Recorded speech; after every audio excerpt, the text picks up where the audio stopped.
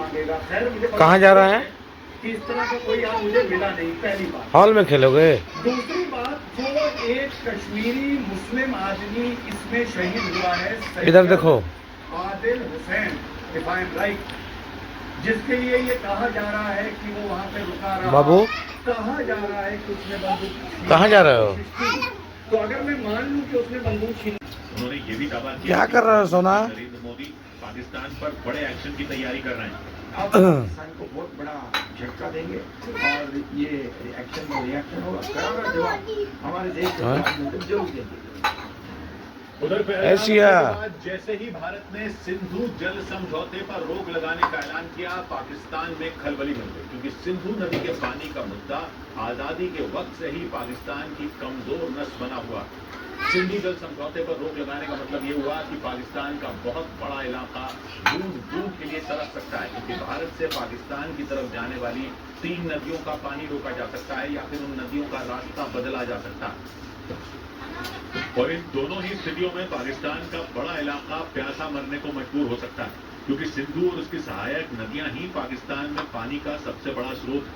और भारत ने ऐलान कर दिया कि वो 1960 में हुए सिंधु जल समझौते पर अस्थायी रोक लगा रहा, मतलब भारत इस समझौते की शर्तों के तहत पाकिस्तान को दिए जाने वाले पानी को कंट्रोल करेगा।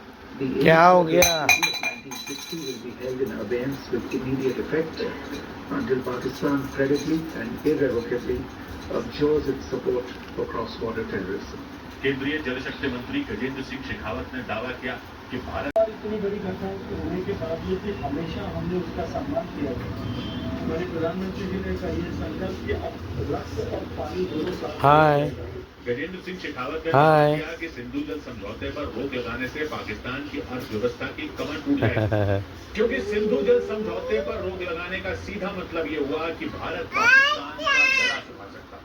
सिंधु जल समझौता भारत से होते हुए पाकिस्तान जाने वाली 6 नदियों के पानी के बंटवारे के लिए किया गया। बाबू से कराए गए इस समझौते पर भारत की तरफ से तब के प्रधानमंत्री पंडित जवाहरलाल नेहरू सिलाई कर लिए, खेल लिए तुम लोग। और पानी साथ साथ तो नहीं रह सकता। और पता इस समझौते से किस हुए आतंकी हमले का एक नया और डरा देने वाला वीडियो था। दहशत और खौफ से भरने वाले वीडियो में उसमें लगा दूं पर्यटकों को आतंकियों से बचने के लिए कुछ लोग वहां से जान बचाने के लिए भागते नजर आए, जबकि उनके पीछे खुले मैदान में आतंकी लोगों पर गोली चलाते दिखाई दी। मैदान में एक जगह कुछ पर्यटक बैठे थे और उनके ठीक सामने आतंकियों ने गोली मार फोटो शूट कर तभी कुछ आतंकियों ने ताबड़तोड़ गोली मारी और गोलीबारी की आवाज सुनकर वो लोग डर गए। पहलगाम की बैतरन घाटी में पर्यटकों को घोड़ों की सवारी कराने वाले लोगों के मुताबिक आतंकियों ने उसके सामने गोलियां चलाई और उसके बाद वो अपने साथ मौजूद पर्यटकों को लेकर हमले वाली जगह से दूर। फिर हमने अपने कस्टमर करो हाय। आतंकी हमले से कुछ देर को लेकर बैतरन घाटी पहुंचे थे। उस लड़के के मुताबिक उनके साथ मौजूद पर्यटक घाटी में डूबते हुए फोटो खिंचवा रहे थे, तभी आतंकियों ने मेढक चाल चोट लगेगा। वो मेढक बन के जा रही है। वहाँ पर्यटकों को घोड़ों की सवारी कराने वाले उस लड़के और उसके साथी के मुताबिक उन लोगों ने अपने साथ मौजूद 15 से ज्यादा हाँ बाबू को बन रहा है वीडियो, बाबू को वीडियो बन रहा है। नाचे वहाँ नाचे। के बाद वहाँ सन्नाटा पसर गया और उनका काम बंद हो गया। वो पर्यटकों को घोड़ों की सवारी कराने का ही काम करते थे और आतंकी हमले के बाद आतंकी हमले के बाद के पूरे सज्जाद अहमद ने अपने साथियों के साथ मिलकर कई घायल पर्यटकों को सुरक्षित जगह पहुंचाया। उन्होंने बताया कि बैसरन चलो में हमले आ दूध पीने के बाद वो अपने कुछ साथियों के साथ लोगों थे और मदद के लिए हाथ पांव जोड़ रहे थे। तो हमको भी समझ नहीं कि अब हम क्या करें, मतलब हम किसको बचाए, किसको पानी दे, किसको नीचे हम मतलब लेके जाए। सज्जाद अहमद के मुताबिक आतंकी हमले के बाद न सिर्फ पहलगाम में बल्कि पूरे कश्मीर में मातम पसर गया। पर्यटकों से गुलजार रहने वाली सड़कें सुनसान पड़ गईं। मतलब यहाँ पे छोटा सा दुकान जो दूध बेचेगा कुछ भी, मतलब छोटे से दुकान पूरे गली या मार्केट में पूरा बंद है, पूरा शट डाउन है। पहलगाम में पर्यटकों पर हुए आतंकी हमले की वहां रहने वाले लोगों ने निंदा की और उन पर्यटकों के लिए दुख जताया जिन्होंने आतंकी हमले में अपनी जान गंवा दी। इस बीच दिल्ली में पाकिस्तान के हाई कमीशन के बाहर प्रदर्शन किया गया। दिल्ली में पाकिस्तान हाई कमीशन के बाहर पाकिस्तान मुर्दाबाद के नारे लगाए गए। वहां भारी सुरक्षा के बावजूद 2 लोग तिरंगा लेकर पहुंच गए और नारेबाजी शुरू कर दी। हालांकि बाद में सुरक्षा कर्मियों ने उन्हें वहां से हटा दिया। सीमा पर शैतान का नक्शे पर से नाम मिटा दो पाकिस्तान। हैदराबाद में असदुद्दीन ओवैसी की पार्टी AIMIM के कार्यकर्ताओं ने पहलगाम हमले में जान गंवाने वाले लोगों के लिए कैंडल मार्च निकाला। इस दौरान कुछ कार्यकर्ता तिरंगा लहराते नजर आए।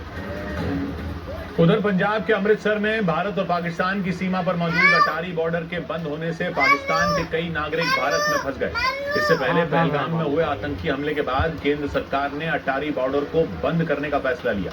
इस बात की घोषणा प्रधानमंत्री नरेंद्र मोदी की अध्यक्षता में हुई सुरक्षा मामलों की कैबिनेट कमेटी की बैठक के बाद की गई। इस बैठक में सिंधु जल समझौते को रद्द करने समेत कई दूसरे फैसले भी लिए गए, जिसका असर यह हुआ कि पाकिस्तान से भारत आए कई लोग फंस गए। अटारी बॉर्डर के बंद होने से उनके लिए पाकिस्तान जाने के रास्ते भी बंद हो गए। ऐसे में राजस्थान से वहां पहुंचा एक परिवार भी परेशान नजर आया। बताया गया कि उस परिवार के कुछ लोग पाकिस्तान में रहते हैं और कुछ दिन पहले ही अटारी बॉर्डर के रास्ते अपने रिश्तेदारों से मिलने राजस्थान आए थे। ये वहीं रहते, उनका पासपोर्ट सारे वहीं के, और एक बेटी और एक बेटा यहाँ राजस्थान में रहते, जो उनकी शादी करी हुई।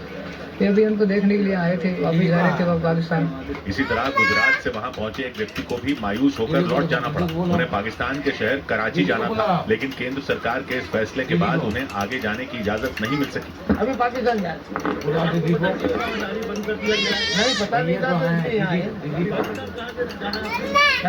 अटारी बॉर्डर पर पहुंच रही भीड़ को देखते हुए वहां सुरक्षा व्यवस्था और कड़ी कर दी गई।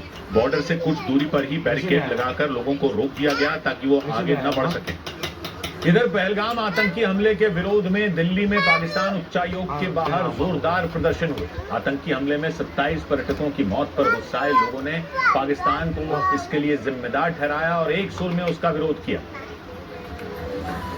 और इसकी वजह से पाकिस्तान उच्चायोग के बाहर जमकर बवाल हुआ। अपना विरोध जताने के लिए सैकड़ों की तादाद में प्रदर्शनकारी 3 मूर्ति चौक से पाकिस्तान उच्चायोग का घेराव करने के लिए निकले। लेकिन जैसे ही वो पाकिस्तान उच्चायोग के बाहर पहुंचे, वहां पहले से मौजूद पुलिस ने उनका रास्ता रोक दिया। इस पर प्रदर्शनकारी भड़क गए और उच्चायोग के नजदीक जाने की जिद पर अड़ गए। इस दौरान पुलिस और प्रदर्शनकारियों के बीच धक्का मुक्की शुरू हो गई। आगे बढ़ने के दौरान लोगों ने पाकिस्तान के खिलाफ नारे भी लगाए, लेकिन पुलिस ने उन्हें आगे बढ़ने से रोक दिया। प्रदर्शनकारियों ने बैरिकेड को पार करने की कई बार कोशिश की, लेकिन वो इसमें सफल नहीं हो पाए। जहां लोग पाकिस्तान उच्चायोग के गेट की तरफ बढ़ना चाहते हैं, हो गया पुलिस और वालों ने उन्हें यहाँ पर रोका हुआ है। पुलिस की इस सख्ती के बाद पाकिस्तान के खिलाफ प्रदर्शन कर रहे कई लोग वहीं जमीन पर बैठ गए। और पाकिस्तान के नागरिकों का वीजा रद्द किए जाने के फैसले ने भी भारत आए वहां के नागरिकों की परेशानी बढ़ा दी। आनंद फानन में पाकिस्तान के कुछ नागरिक दिल्ली में मौजूद पाकिस्तान के उच्चायोग से मदद मांगने पहुंच गए। वो अटारी बॉर्डर के रास्ते अपने देश लौटना चाहते थे। इससे पहले केंद्र सरकार ने भारत पहुंचे पाकिस्तान के नागरिकों का वीजा रद्द करते हुए उन्हें 48 घंटे के अंदर भारत छोड़ने की समय सीमा दी। ये फैसला भी पहलगाम आतंकी हमले के बाद लिया गया,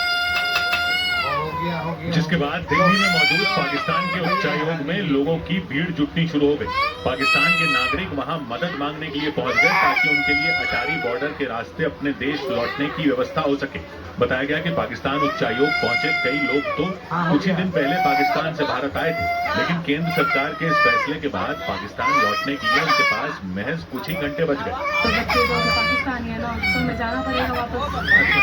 वैसे कब तक रुकने का इरादा था आपका? 45 दिन 10 दिन हुए कल 8 बजे। हालांकि पाकिस्तान उच्चायोग का दफ्तर बंद नजर आया, जिसके बाद वो लोग वहां से